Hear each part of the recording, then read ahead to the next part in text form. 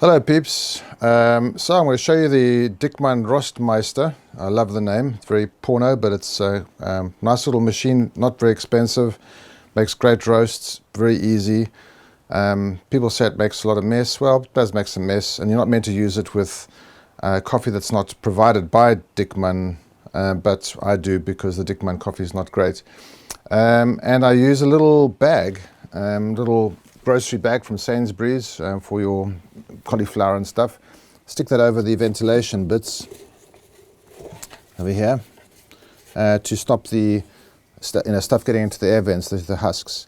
But let me just show you the buttons here. There's a minus and a plus button there, which is obviously for a more or less roast. I'll switch it on. There's a power switch right at the back here, over there. Okay, so it's on now.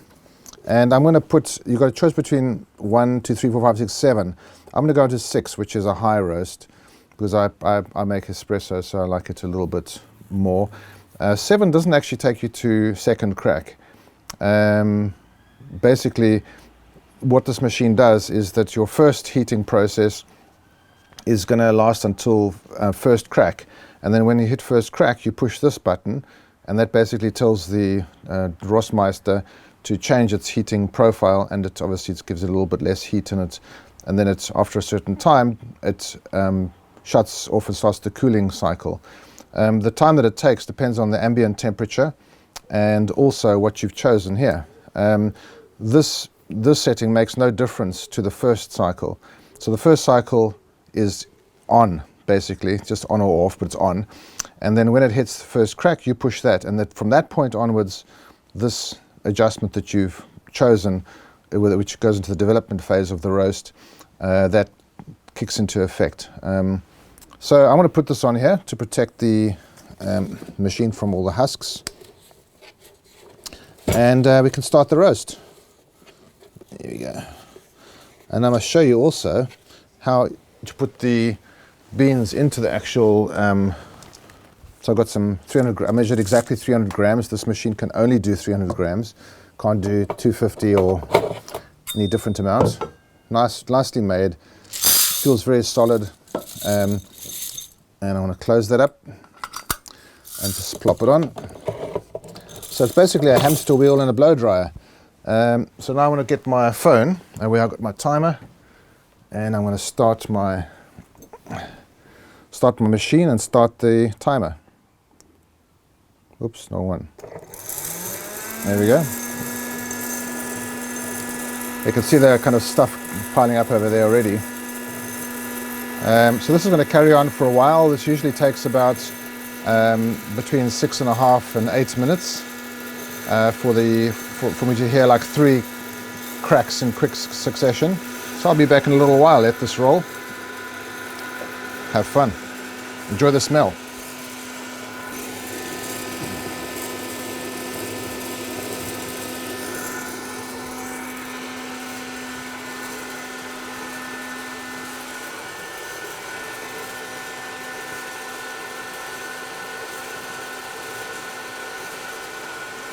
So as you can see, there's quite a lot of husks coming off at the moment, and there's a bit of smoke too.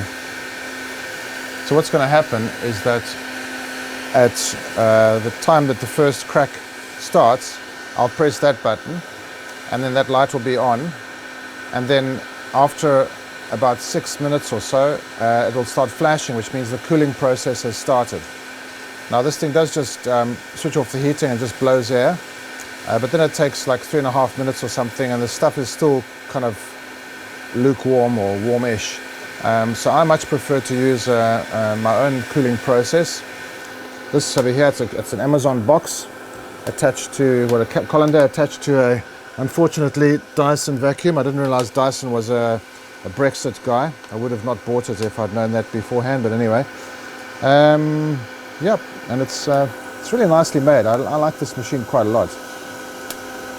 Very easy, not a whole lot that you can control other than how long before you start the second phase, and what kind of second phase you have. But there's those choices there from 1 to 7. I can show that there. There we go. and it's on the second highest, which is high.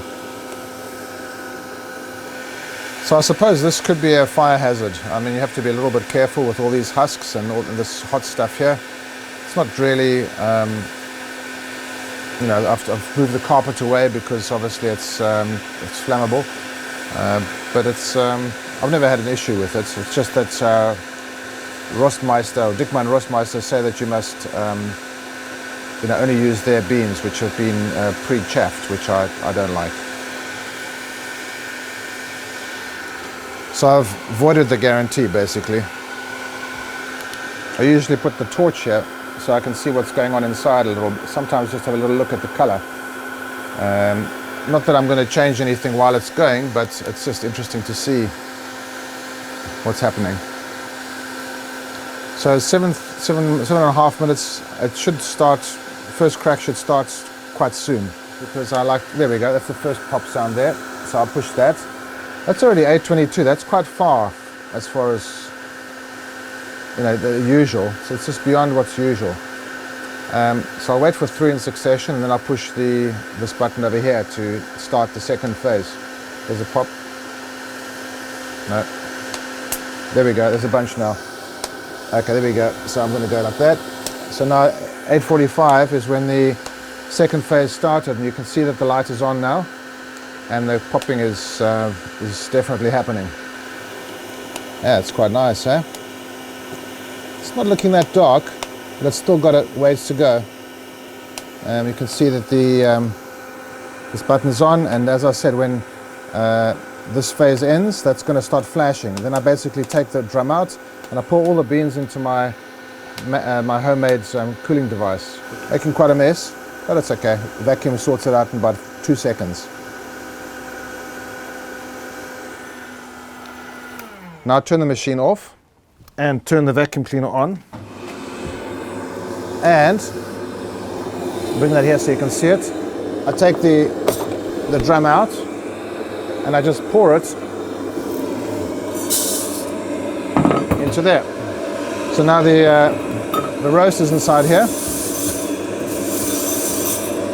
and I just let that cool down. This just takes about a minute or so. It doesn't take long at all.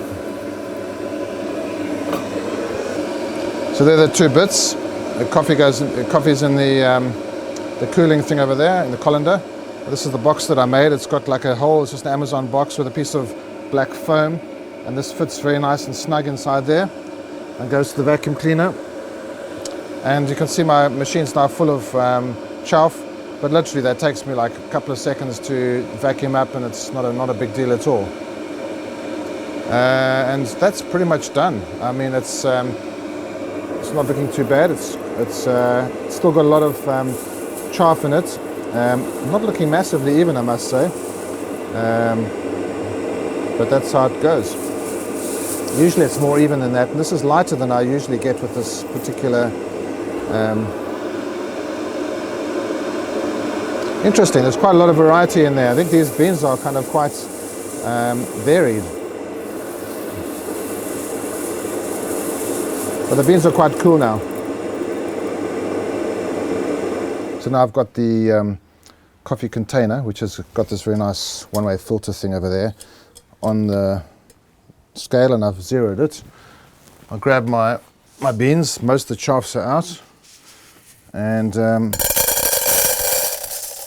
pour it in.